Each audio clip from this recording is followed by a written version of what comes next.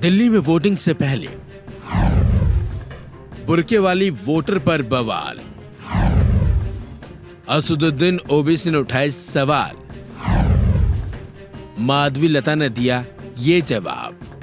दिल्ली में वोटिंग से ठीक पहले बुर्के पर तकरार छिड़ी हुई है। दिल्ली में भारतीय जनता पार्टी की राज्य इकाई के एक प्रतिनिधि मंडल ने दिल्ली चुनाव आयोग से मुलाकात करके मतदान के लिए आने वाली बुर्काधारी मतदाताओं के सही तरीके से वेरिफिकेशन की मांग की है।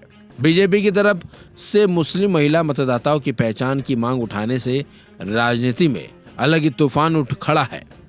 एआईएमआईएम चीफ असदुद्दीन ओवैसी ने कड़ी आपत्ति जताई है। ओवैसी ने अपने एक्स पर लिखा, तेलंगाना में पिछले दिनों हुए लोकसभा चुनाव के मतदान के दौरान इनके यानी कि बीजेपी उम्मीदवार ने मुस्लिम ख्वातीन की सरेआम बेइज्जती की और परेशान करने का काम किया। हर चुनाव में बीजेपी कोई न कोई बहाना ढूंढकर मुस्लिम ख्वातीन को परेशान करती है और निशाना बनाती है। वहीं ओवैसी के बयान पर माधवी लता ने अब बयान दिया है। ओवैसी के बयान पर माधवी लता भड़की हुई है।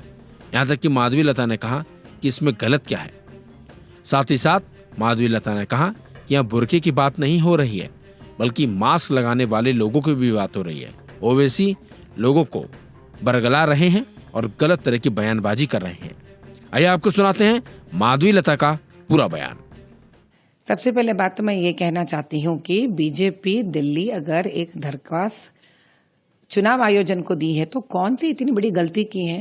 ये चुनाव आयोजन जैसे इंस्टीट्यूशंस होते ही हमारे जैसे लोगों से अपना विनती पत्र लेने के लिए कि हम क्या मांग रहे हैं, अगर उसमें जितना हो सके करने के लिए उनसे। अभी क्या हम लोग पुलिस के पास जाना भी बंद कर दिए, चुनाव आयोजना के पास भी जाना बंद कर दे। हाँ, तो फिर क्या करें ये लोग? अपने मनमानी से गुंडा बिजाते रहेंगे रोड के ऊपर और पुलिस उनको अरेस्ट तक नहीं करेगी। लेकिन हम बड़ी विनम्रता से एक विनती पत्र लेकर हम चुनाव आयोजना तक भी नहीं जाए। भाई हम क्या इतनी बड़ी बात पूछ रहे हैं? हम यही पूछ रहे हैं कि जो लोग मतदान देने आते हैं दिल्ली में, कृपया करके उनका फेस आईडी कार्ड से, और वो भी फीमेल पुलिस ऑफिसर को तैनात कर चेक करवा दीजिए। इतनी बड़ी गलती है ये। तो मैं पूछती हूँ असदुद्दीन, आप कहाँ चले गए थे जब औरतें ट्रिपल तलाक के मुद्दे के वजह से दलदल में रहकर इतनी ज्यादतियां हो रहा था उनके ऊपर? वो एकमात्र मोदी भाई थे हमारा प्रधानमंत्री जो उसको निकाल के उखाड़ के फेंके। अगर आपके जगह कोई भी मुसलमान भाई रहता था ना, उस दिन उठकर ताली बजाता था पार्लियामेंट में। चलो यार कोई तो आए हमारे मुसलमान स्त्रियों के लिए मदद पे ठहरने के लिए, वो भी नहीं कर पाए आप उसका विरोध करें। जो सही पे आंसू गिराने के रहता ना मुसलमान औरत, वहां पे आप ठहरते नहीं। अभी बुर्का का फायदा उठाना चाह रहे हैं आप। क्या करोगे बुर्का का फायदा उठाकर? रिगिंग करवाओगे आप? बोगस वोटिंग करवाओगे आप? भाई मैं कहती हूं आप मुसलमानों को कैसे भी तरक्की के ओर तो लेके नहीं जा सकते आप। उनका फायदा उठाना बंद कर दो आप। ये अच्छा नहीं दिख रहा है। ये बुर्का का फायदा आप उठाना बंद कर दो पहली बात। क्योंकि हम सिर्फ बुर्के के बारे में बात नहीं कर रहे, हम पर्दा के बारे में भी बात कर रहे हैं, फेस मास्क के भी बारे में बात कर रहे हैं।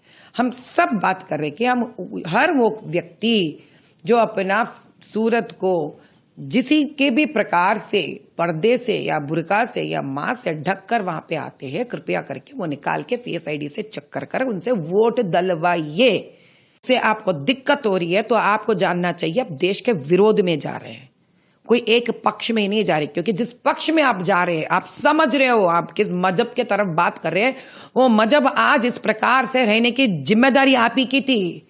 पहले उनके पढ़ाई के बारे में सोचो, उनके नौकरियों के बारे में सोचो, ये मत सोचो। आप सोचने के लिए बहुत मुद्दे हैं मुसलमान भाई बहनों के लिए, उसके बारे में सोचिए आप, इसके बारे में मत सोचिए। क्योंकि देश के विरोधी होने की तरह सोच रहे हैं आप, देश के पक्ष और हित में नहीं सोच रहे आप ये बात।